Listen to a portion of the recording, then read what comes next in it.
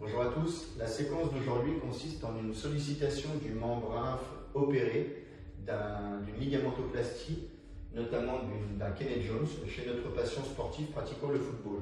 On va utiliser le UBR afin de réaliser une déstabilisation au niveau de ce membre inférieur, donc avec une demande de rééquilibration constante et une sollicitation musculaire de la jambe portante, mais également lui demander de réaliser des sauts. Et ces sauts vont être réalisés sur une structure qui est en mouvement perpétuel, qui va se rapprocher de la fonction de sa jambe lors d'une reprise d'appui sur une tête, ou si on a un footballeur qui est gardien sur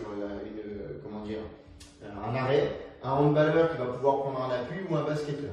L'idée, c'est de le rendre adapté et adaptable à la situation qu'on va lui demander, et donc de lui permettre de valider cette étape qui consiste à réaliser plusieurs sauts sur des structures aléatoires. Alors, dans un premier temps, on va lui demander de placer son pied au centre du plateau du UBR afin de maintenir son centre de gravité à l'aplomb de celui-ci. Le but du jeu, en utilisant l'activité 3, va être de s'équilibrer en unipodal pendant 25 secondes et rester au centre de la cible.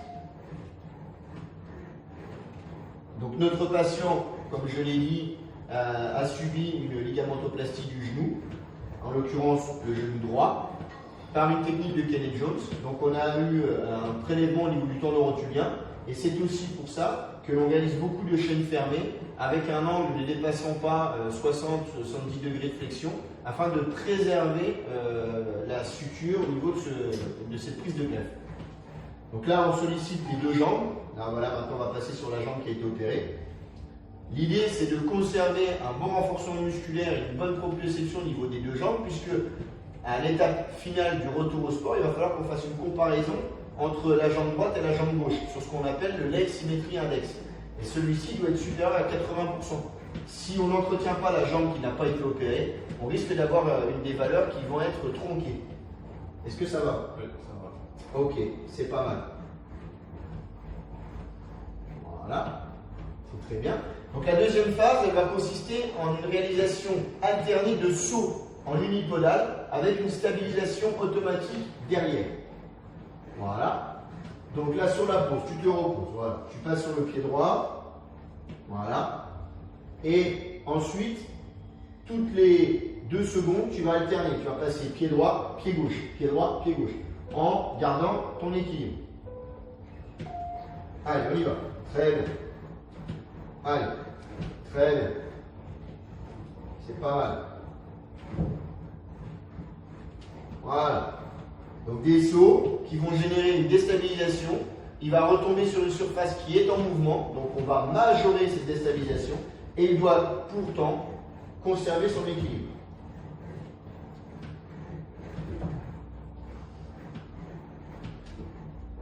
Ok, très bien. Tu peux descendre du verre tout doucement. Voilà, tu vas te placer devant. Tu vas lever le pied droit au-dessus du verre. Et quand je te le dirai, tu réaliseras un saut, tu viendras placer ton pied droit au milieu du verre et tu maintiendras la position 5-6 secondes en équilibre.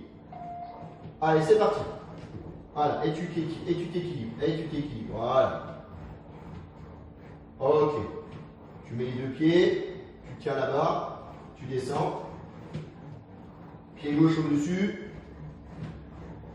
Allez, 3, 2, 1, saute. Voilà, et tu maintiens ton équilibre. Donc on voit que sur la jambe gauche qui n'a pas été opérée, l'équilibre est quand même plus sûr. Et on va néanmoins retravailler la jambe droite.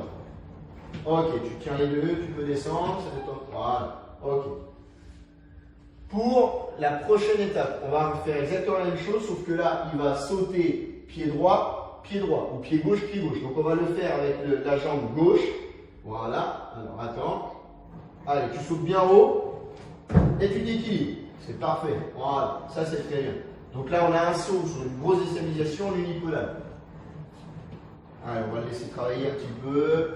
Ok, c'est parfait. Je te remercie. Je vous remercie.